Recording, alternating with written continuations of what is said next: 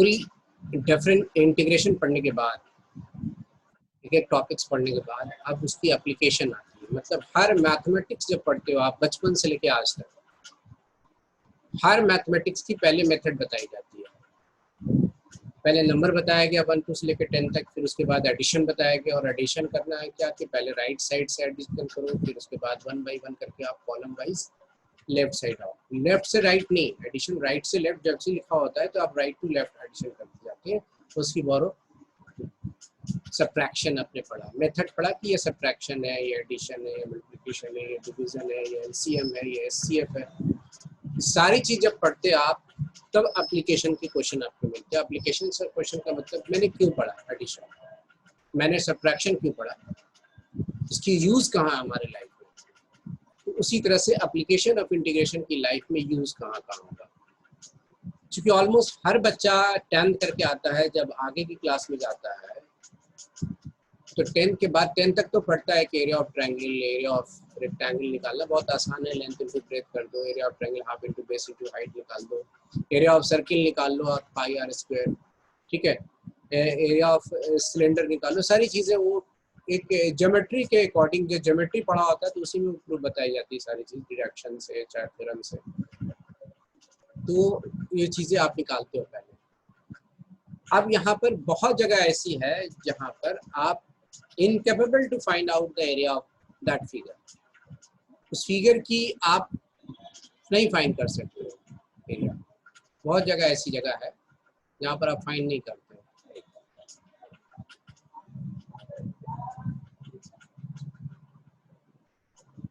कहता है the formula of elementary geometry allow us to calculate area of many simple figures। Elementary geometry allow करता है।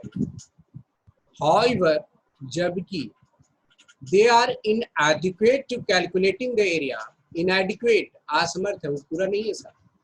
Enclosed area of enclosed by curve, जैसे इस तरह का एरिया है यार, ऐसे इनक्लोज है, इसके एरिया निकालना है। ऐसा फिगर चल रहा है और ऐसा फिगर कट कर रहा है, इसकी एरिया निकालना है। इस तरह के फिगर, यहाँ की एरिया तो निकल जाएगी, ये 2 सर्किल है और यहाँ पर अंदर में सर्किल निकल जाएगी एरिया, इसकी एरिया निकल जाएगी, इसकी एरिया निकल जाएगी, पूरे सर्किल बड़े वाले की एरिया निकल जाएगी। लेकिन जब तरह का फिगर ऐसा आता है और ऐसे कट कर रहा और ऐसे कट करता हुआ गया और ये एरिया निकालनी है, तो पता नहीं चल रहा है कि ये सेमी सर्किल है या नहीं। तो 2 कर्व के बीच में जो चारों तरफ से घिरे हुए फिगर है, उसको हम प्लेन ज्योमेट्री या फिर सिंपल ज्योमेट्रिकल एलिमेंट्री ज्योमेट्री से हम फाइंड नहीं कर सकते। तो वैसे कंडीशन में हमें कैलकुलस का सहारा लेना पड़ता है। जो कैलकुलस पढ़ के आओ उसकी कॉन्सेप्ट की हेल्प लेनी पड़ती है। In the previous chapter we have studied to find out area bounded by curve y is equal to fx. Ordinate x is equal to a and x equal to b and x axis, while the calculating the definite integration as the limit of sum.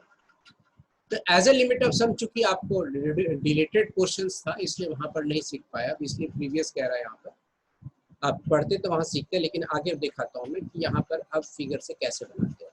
यहाँ देखिए, area under simple curve. अब यही पढ़नी है आपको syllabus में।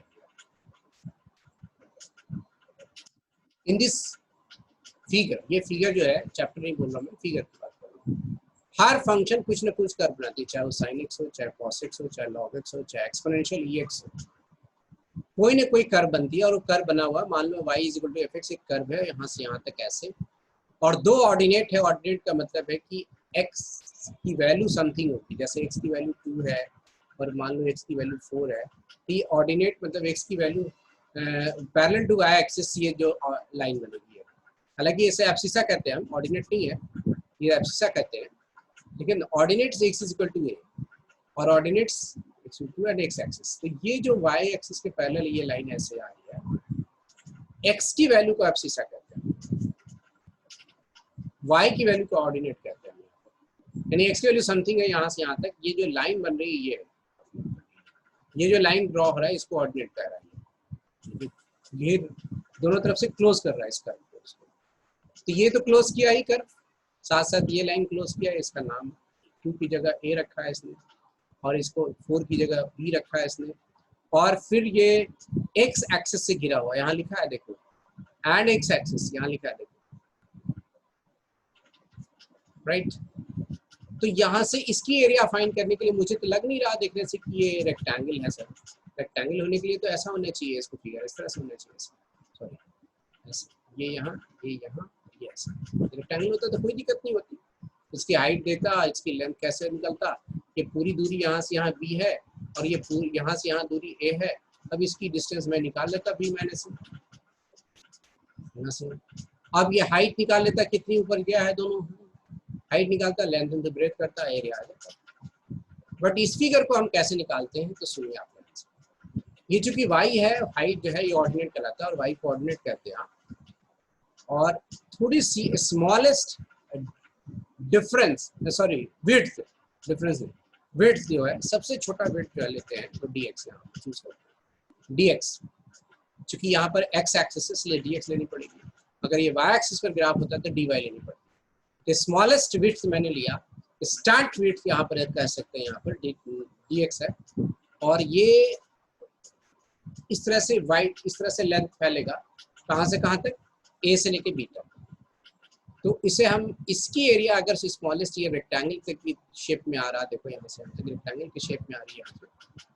अब इसकी एरिया मैं निकालूंगा तो लिखूंगा y dx, क्योंकि लेंथ इनटू ब्रेथ होता है, और y को, बल्कि dx को यहाँ पर आप एलिब्रेट करोगे कहाँ से कहाँ तक, a से लेके b तक, यानी लोअर लिमिट से अपर लिमिट तक आप y करोगे इसे पूरा यहाँ से, यानी यहाँ से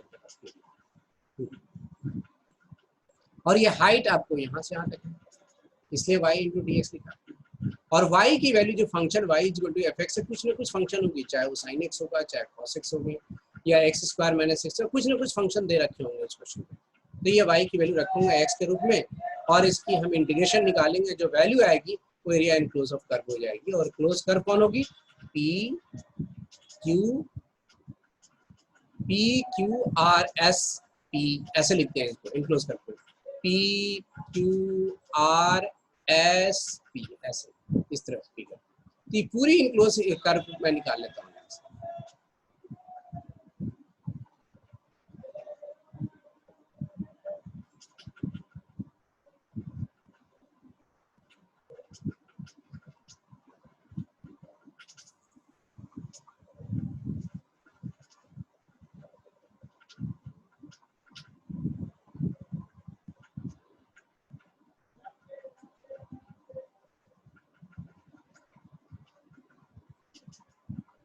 ठीक है, इसकी एरिया निकालने के लिए आपको क्या करना पड़ेगा, हमेशा एक कर्व पहले ड्रॉ करने आना चाहिए हर बच्चों को। कर्व ड्रॉ नहीं करना है तो मान लो इसकी कर्व आ गया, उसको ड्रॉ करने की, ये फंक्शन ऐसे चल रहा है। अब यहाँ से इसकी एरिया निकालनी है, तो आप कुछ ना करो, ये फंक्शन कोई ना कोई वाई होगा, मान लो कि ये साइन एक्स है, सपोज किया, अभी तो साइन एक्स है या नहीं, मैंने मान लिया साइन एक्स है, तो ये साइन एक्स का कर्व है, और ये वाई को चूंकि ये वाई मानते हैं जिसको टच कर रहा है, और ये विड्थ ले लिया डी एक्स। इसकी हम एरिया, थोड़े से एरिया निकालते हैं, ये इसको यहाँ ऐसे रखा है, इसके एरिया वाई डी एक्स लिखता हूँ, और मान लो यहाँ से 2 है और ये 6 है, यहीं तक एरिया आपको निकालनी है, पूरी एरिया। तो लोअर लिमिट लेना 2 और अपर लिमिट 6, और y की वैल्यू sin x है, तो यहाँ पे लिखूंगा 2 से 6 और sin x dx, और sin x का इंटीग्रेशन निकालूंगा मैं, लिमिट पुट करूंगा, एरिया बता देगा ये। बट sin 2 और sin 6 की तो कोई वैल्यू नहीं होती है। क्या एक एग्जांपल लेकर रखा मैंने कि 2 यहाँ हो सकता है ये 0 से लेके पाई हो, अगर sin x होगा तो ऐसा नहीं होगा कि 2 6 होगा और sin x दे रखा होगा, तो फिर तो वो रेडियन माननी पड़ेगी आपको 2 और 6 में। तो मैं एज पर एग्जांपल बता रहा हूँ कि आपको कुछ भी हो सकता है लिमिट, अब फंक्शन कुछ भी हो सकता है। अगर sin x होगी फंक्शन और 2 और 6 ही होगा तो 2 को मुझे रेडियन माननी पड़ेगी और 6 को मीडियन, और उसी रूप में आंसर छोड़ देनी पड़ेगी। ठीक है, sin 6 minus sin 2, that is the area of the enclosed curve, and that enclosed curve is the name as PQRSP।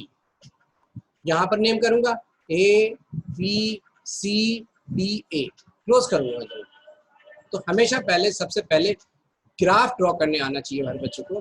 Graph draw करने नहीं आता वो एरिया नहीं बना सकता।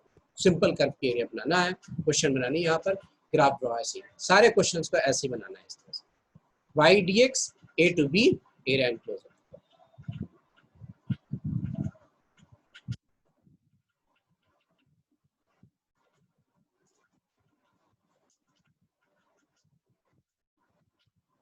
अब ये देखो यहाँ पर एक तरह का एग्जांपल है, ये सर्किल का एक क्वेश्चन है, सर्किल लिख चुका है, सर्किल का एक क्वेश्चन है, इसकी एरिया निकाल करके बाकी को 4 से मल्टीप्लाई कर दिया मैंने इसकी एरिया निकाल करके, तो यहाँ से इसको dx और y माना, और इसकी लोअर लिमिट कहाँ से स्टार्ट है, ये कर्व कवर कर रहा है, ये कर्व एरिया कहाँ कवर कर रहा है 0, और अपर लिमिट यहाँ से कहाँ तक जाएगा a तक, तो मैं 0 से a तक निकालूंगा। देखो 0 से a इंटू 4 किया है इसने, y dx किया, y की वैल्यू यहाँ से निकाल लूंगा मैं।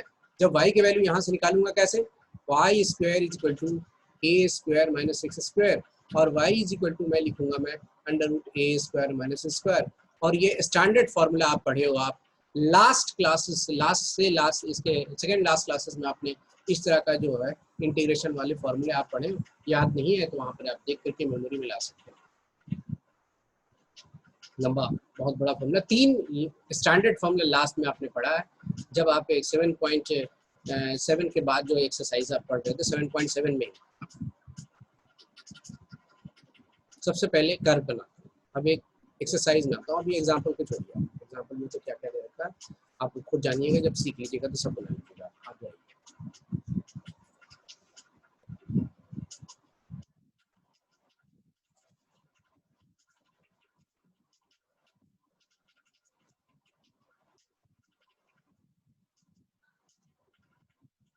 8.1 find the area of region bounded by the curve y square is equal to x and the line x is equal to 1, x is equal to 4, यानी 2 ऑर्डिनेट दे रखा है, x equal to 1 और x equal to 4 and x axis in the first quadrant, यानी first quadrant से घिरा हुआ होगा, तभी आपको एरिया फाइंड करनी होगी। तो आप कैसे फाइंड करोगे, आप बोर्ड पर शेयर करते हैं, क्वेश्चन देख लिया y स्क्वायर x है, अब जो जो गिवन है वो देख लीजिए आप।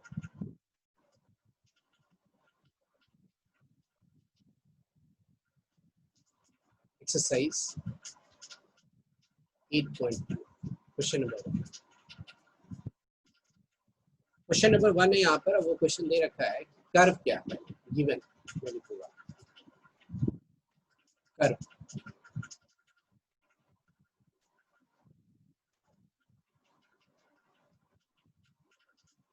y square is equal to x, और दो वैल्यू किससे किससे घिरा होना चाहिए, वो इक्वेशन क्या दे रखा है,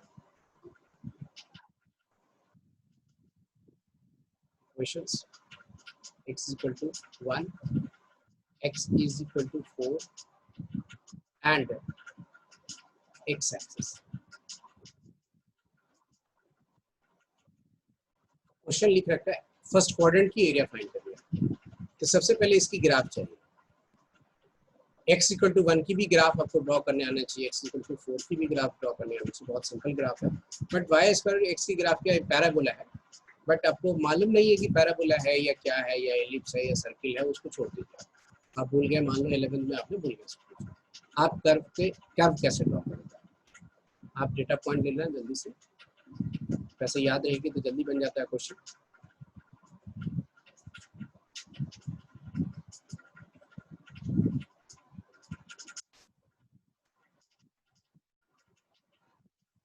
आप x की वैल्यू 4 रखो, x की वैल्यू 1 रखो, x की वैल्यू 0, जो मर्जी आप रखो, 0 रखो,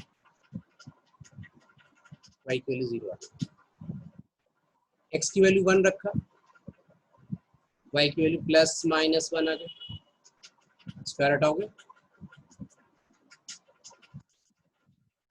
ठीक है, रूट स्क्वायर हटाओगे, दो साइन होगी प्लस माइनस,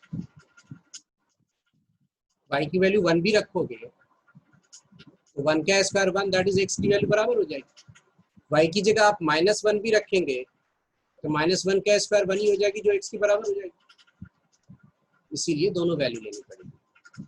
आइए आप 4 रखा, 4 इसलिए रखा कि स्क्वायर रूट निकल जाए, 2 भी रख सकते हो आप, लेकिन आपको वैल्यू याद रखनी पड़ेगी, स्क्वायर रूट 2 आएगी, रूट 2 की वैल्यू 1.414 लेनी पड़ेगी, मैंने 2 रखा, आपको दो वैल्यू आएगी प्लस माइनस, आप 4 रखोगे आपको क्या मिलेगी, +-2 इसके लिए।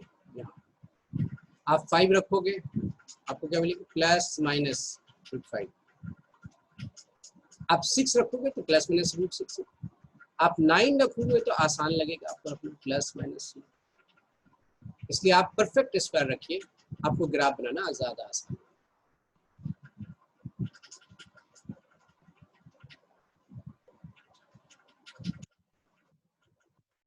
x x dash y y dash 0 0 point यहाँ प्लॉट हुआ, 1 - 1 x की वैल्यू 1 है, y की वैल्यू क्या है, +1 मतलब ऊपर 1 1 और एक 1 पर -1 भी है, नीचे भी है। 2 पर √2 दैट इज यहाँ पर जैसे ही आप 2 लिखोगे यहाँ पर तो आपका √2 दैट थोड़ा सा ऊपर होगा यहाँ ऐसे। इस तरह से 4 लिखोगे तो 2 हो जाएगी, दैट इज 4 पर एकदम आगे 4 है यहाँ और 2 यहाँ पर जाएगी, 4 पर यहाँ होगा, दैट यहाँ पर 4 है मान लो। तो एक ग्राफ देखो पैराबोला ऐसे बन रहा है, इस तरह से पैराबोला आपको ड्रॉ करना है। यानी एकदम लाइन ड्रॉ नहीं करना है कि आप ऐसे गए और इस तरह से ऐसे बना और ऐसे बना, नहीं, ये थोड़ा कर्व बनता जाता है, क्योंकि कर्व भैया ऐसे बनता है।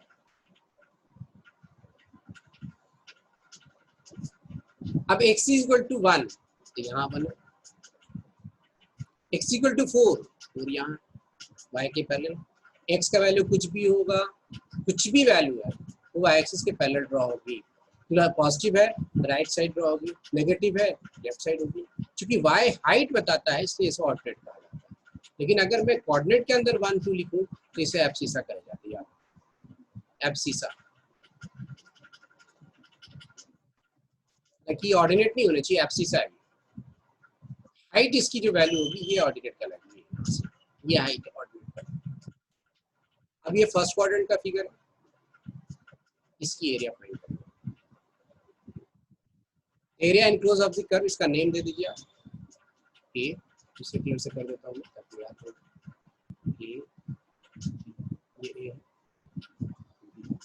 सी, इसी की एरिया फाइंड करनी है।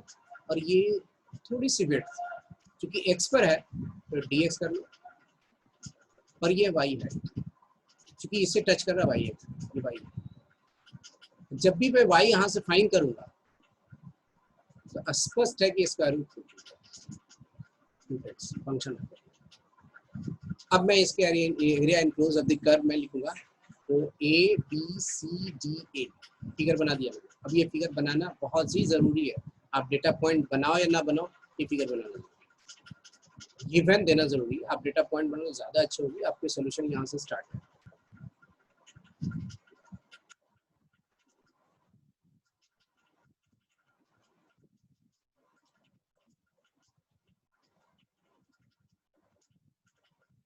Area enclose of the curve,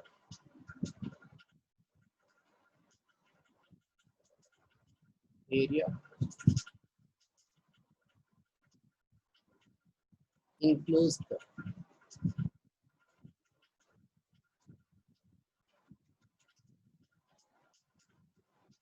figure कौन सी होगी, ए B C D,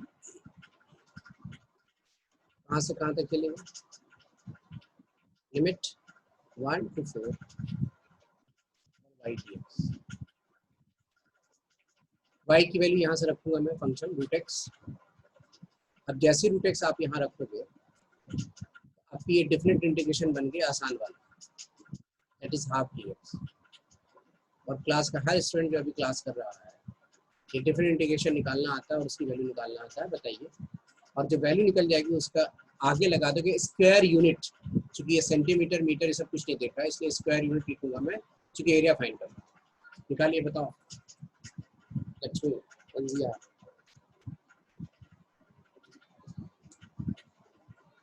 Divanshi,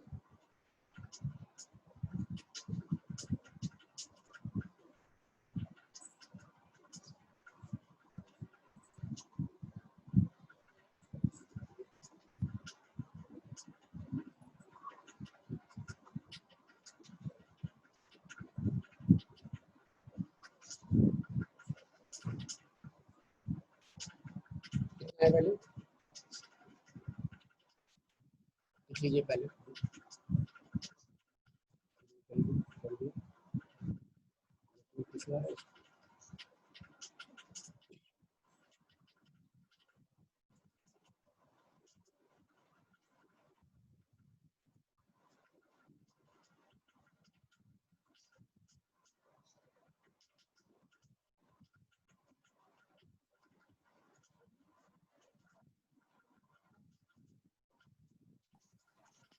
sir हो गया। कितना आया 14/3। आंसर मिलाओ।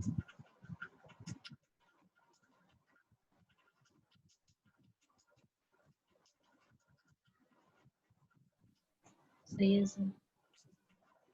Himanshu clear?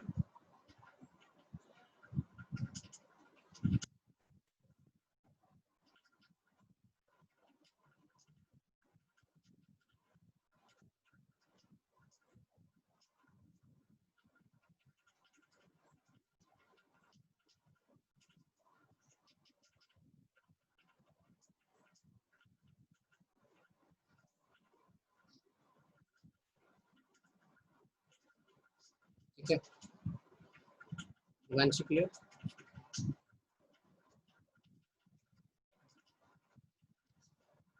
Yes sir. Next question देख रही हो, सेकंड वाला। Find the area of reason bounded by the y square is equal to 9x and that x is equal to 2 and x is equal to 4 and the x axis in the first quadrant। तो पहले curve जो है, फिर ये 9 का पहले curve बनाऊंगा ना मैं।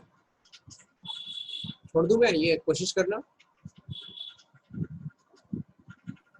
Yes sir. Find the area of, कैसे पता कि कौन सी स्ट्रिप लेनी है, हॉरिजॉन्टल या वर्टिकल? मतलब हाँ ये देखो x बराबर 2 और y x बराबर 4 तो क्लियर है कि y के पैरेलल होगी 2 पर और 4 पर। ठीक है, और जब कर्व हो आपको दिक्कत हो तो पॉइंट ले लेना, x की वैल्यू समथिंग, y की वैल्यू समथिंग। x वैल्यू कुछ भी लोगी तो y की वैल्यू आ जाएगी, उस तरह से चूज करते चलना। जैसे x 0 तो y 0 आ जाएगी, x 1 रखना, 2 रखना, 3 रखना, वैसे सॉल्व करते चलना, कर्व बन जाएगी अपने आप। स्ट्रेट लाइन नहीं बनी, क्योंकि दोनों इक्वेशन में देख रहे हो यहाँ पर एक कर्व इसलिए है क्योंकि एक पर क्वाड्रेटिक इक्वेशन है ना, दोनों लीनियर नहीं है ना। देखो यहाँ y पर स्क्वायर है, यस ये कर्व बनेगी कहीं ना यस कहीं, ऐसा नहीं मैं स्ट्रेट लाइन बना दूंगा ऐसे करना, कर्व भी बनेगी, ऐसे बनेगी कहीं ना कहीं, ऐसे बनेगी, ऐसे बनेगी, ऐसे बनेगी, ये इस तरह से बनेगा। ठीक है, अब देखो y पर जब भी स्क्वायर होगी और x पर स्क्वायर नहीं होगा, या 3x हो या 4x हो या x हो सिर्फ, या 4x हो या 9x हो, तो वो ग्राफ ऐसे ही बनेगा। अगर नेगेटिव है तो ग्राफ ऐसे बनेगा पैराबोला। अगर x पर स्क्वायर है y पर नहीं है, जैसे ये क्वेश्चन है देखो 4, ये ग्राफ ऐसे बनेगा, ओपन अपवर्ड ग्राफ कर्व, ये पैराबोलिक कर्व है। जब ये नेगेटिव लगा दोगी यहाँ पर नेगेटिव आ जाए minus, that is x square equal to -4y, ये नीचे आ जाएगा। तो आपको ये इतना रटने की जरूरत नहीं है, आप 2 पॉइंट लोगे आपको क्लियर होगा। Okay sir. अभी मैं बताता हूँ मैं थर्ड वाला क्वेश्चन।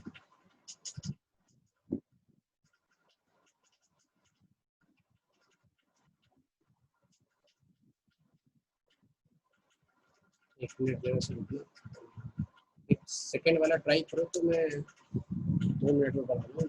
सेकंड वाला ग्राफ कहीं बना,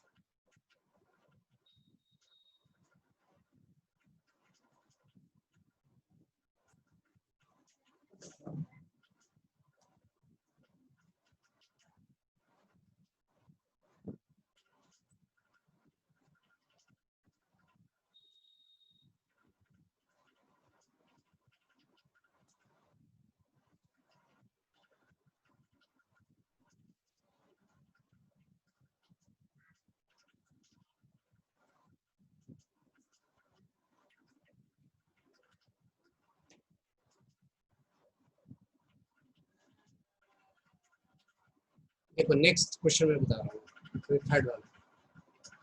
हिमांशी आवाज जा रही है? उन लोग से पूछ रहा था मैं कि क्यों नहीं ज्वाइन कर पा रही हूँ, तो वो लोग बोल रहे हैं कि बहुत नेट इशू प्रॉब्लम हो रहा है, नेट ज्वाइन ही नहीं हो पा रही हूँ। सर मेरा नेट खत्म हो गया। तुम्हारा तो हर क्लास में क्या करती हो, देखते रहती हो।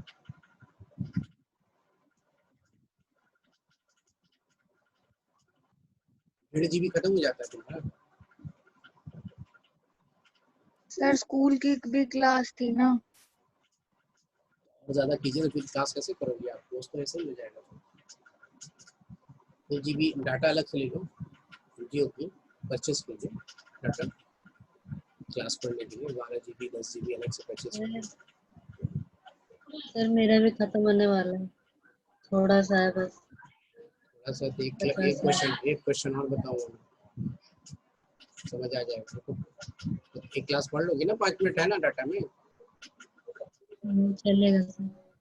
तो मैं रिकॉर्डिंग करके भेजता हूँ, आप निकल सकते हैं।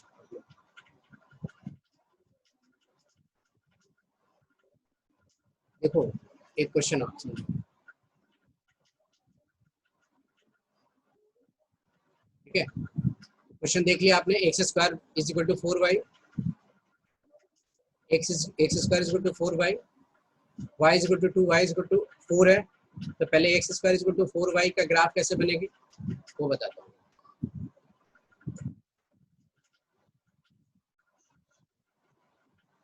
X square is equal to 4y है। आप सबसे पहले डेटा पॉइंट लोगे,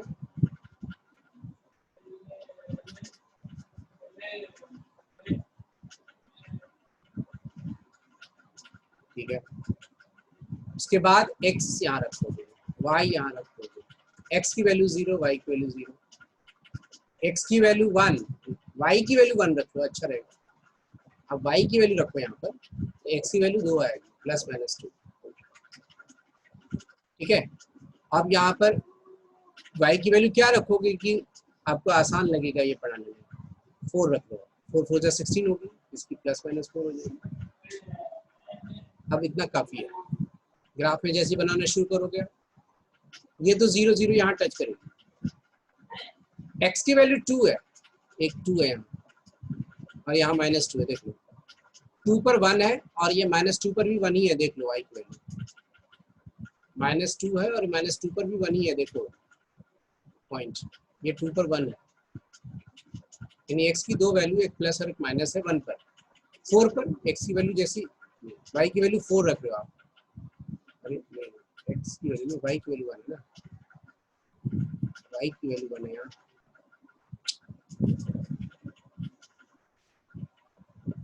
x की वैल्यू नहीं है, y की वैल्यू यहाँ 0 0, ठीक है?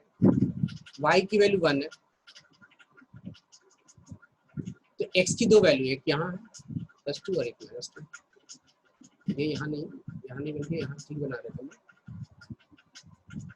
ये देखो, तो यहाँ से चलिए ऐसे, ये ग्राफ ऐसे चलिए। अब देखो y की वैल्यू 4 है, y की वैल्यू 4 यहाँ होगी, उस पर y x की वैल्यू कितनी है, -4 है, तो आप ऐसे जा रहे हो, यहाँ पर +4, और ये ऐसे जा रहे हो आप -4, तो ग्राफ ऐसे बना तो पैराबोलिक, देखो, ठीक है? अब बताओ ऑर्डिनेट कितना दे रखा है, y इज इक्वल टू कितना है 2, और y इज इक्वल टू कितना है 4, y की वैल्यू दे रखा है, ये 2 है, ऐसे लाइन ड्रॉ कर दो, y की वैल्यू कुछ भी होगी वो x एक्सिस के पैरेलल होगी, तो अब फर्स्ट क्वाड्रेंट के एरिया फाइंड करना है, दैट इज इसका बस। अब मैं यहाँ पर बिट बनाऊंगा यहाँ से यहाँ तक, और दूसरी कलर से कर दो तो ज़्यादा अच्छा लगेगा आपको। यहाँ dx, dx ना, मैं x में रहता तब dx लिखता हूँ, तो यहाँ क्या होगा dy होगी, और ये हाइट क्या होगी, ये पैरेलल किसके हैं, x एक्सिस के, इसलिए x बनी जाएगी। एरिया कहाँ से कहाँ शुरू करूँगा, 2 से लेके 4 तक। नाम क्या रखूंगा इसका, A B C D A। अब एरिया निकाल, कहाँ से कहाँ तक चल रहे हो भाई, 2 से लेकर 4। मैं क्या लिखूंगा यहाँ पर, x dy,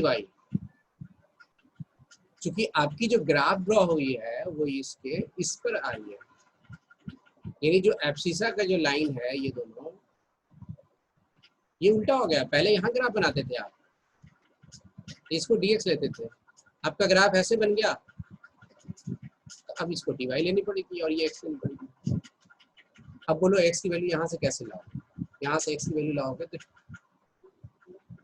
2√y, यहाँ लिख दो 2√y।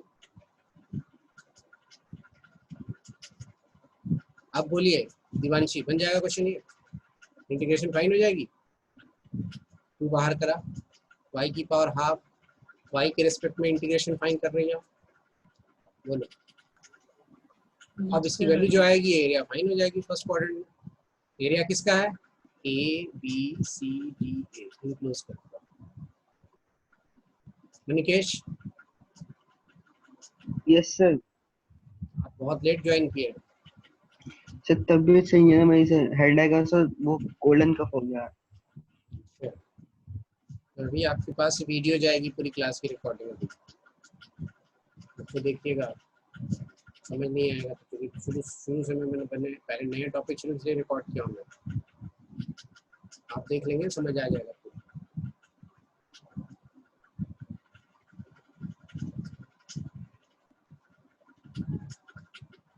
समझ आया आप लोगों को, लक्ष्मी और दिवांशी?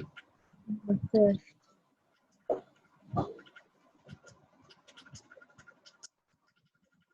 जब भी याद रखना आपके पास यहाँ पर y स्क्वायर समथिंग है, y इक्वल टू x है, y square is equal to 9x है, y square is equal to 4x है, y पर स्क्वायर है तो पक्का है कि ये पैराबोला ऐसे चलेगा इस तरह से। अगर यहाँ नेगेटिव आ जाए, y स्क्वायर हो बट नेगेटिव आ गए तो ये पैराबोला ऐसे चलेगा, यानी y square to 4ax standard form होता है पैराबोला का। अगर नेगेटिव होती है तो ये होता है -4x।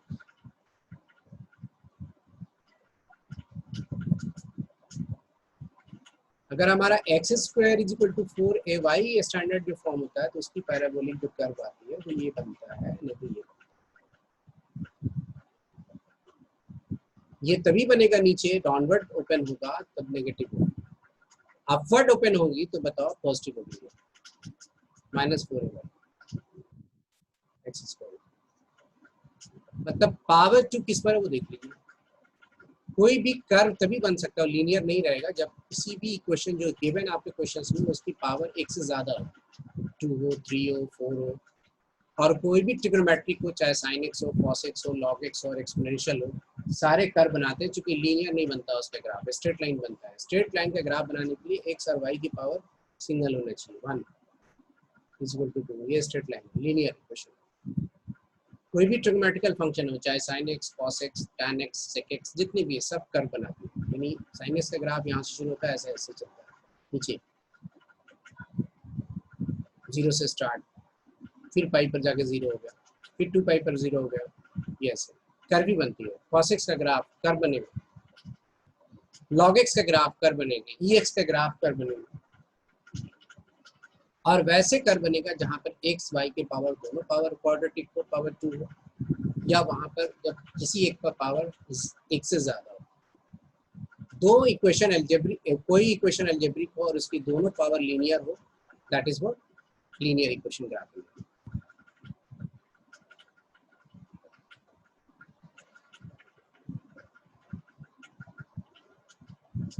यहाँ देखो 4th number, area of reason bounded by ellipse. अब ये एलिप्स है, दोनों की पावर हाईएस्ट देखो एक से ज्यादा, ये 2 है, ये 2 है। अगर दोनों का डिनोमिनेटर सेम आ जाए तो ये सर्किल बन जाएगा। अगर दोनों 16 हो जाए डिनोमिनेटर तो ये एलिप्स का नाम बदल के सर्किल कर दोगे आप।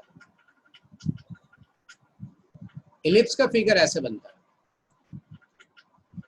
एलिप्टिकल जो बोलते हो आप, ऑर्बिट, एलिप्स, एलिप्स है, ये भी एलिप्स। ये जो मेजर एक्सिस इसका, ये 16 ज्यादा 9 कम है तो मेजर एक्सिस यानी चपटा ऐसे होगा आपका, और इसकी एक्स एक्सिस पर मेजर एक्सिस नहीं, ये छोटा है ये बड़ा है, तो आपका एलिप्स ऐसे बनेगा, सेकंड वाला यानी पांचवा ऐसे बनेगा, ये अंडाकार ऐसे। फोर्थ वाला, फिफ्थ वाला आपका फिगर ऐसे बनेगा। तो फिगर मैं बता रहा हूँ, अभी क्वेश्चन